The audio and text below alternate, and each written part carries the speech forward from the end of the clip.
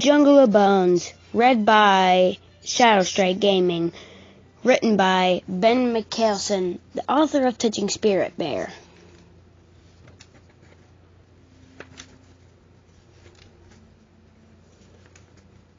Prologue.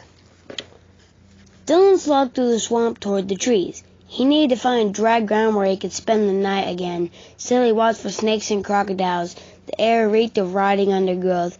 All day he had seen birds, rats, possums, and other animals to eat, but no way to catch them. The only critters Dylan could approach were snakes and crocodiles. He knew the snakes might be poisonous, and there was no way he was going to try to catch a crocodile, even a small one.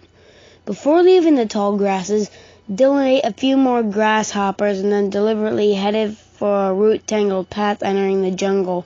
Soon the thick matted screen of overhead vines and leaves mudded any fading sunlight that made it through the clouds. For the next hour, Dylan stumbled along a trail, no longer looking down to pick his footing. He had to find some kind of refuge before dark, a place where he could be out in the open but on higher ground.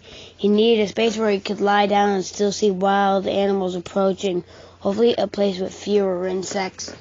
As the light faded, a brief shower of rain fell. Only a few drops penetrated the dense canopy overhead. Suddenly, a sharp pain stabbed Dylan's ankle. He glanced down in time to see a dark brown snake recoil and slither across the trail and into the undergrowth. "Ouch," he muttered. Crouching, he pulled up his right pant leg to find 4 small puncture wounds where the snake had sunk its fangs. Without thinking, Dylan panicked and began running down the trail. But even as he ran, he realized it was probably the dumbest thing he could do after a snake bite. Still, he kept running. If he stopped, he would just die here on some muddy, overgrown trail in the jungles of Papua New Guinea. By morning, rats would have picked his bones clean. By next week, other critters would have his bones scattered through the forest like twigs and branches. The world would never, ever know what happened to Dylan Barstow. Dylan ran faster. He had to find protection or help. Overhead, the light had faded into darkness. Now the only light came from a hazy moon hanging in the sky like a dim light bulb.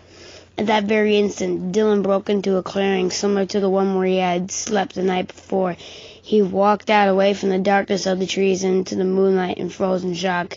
Ahead were rocks, and next to the rocks stood a tall spiral tree that looked like a big screw.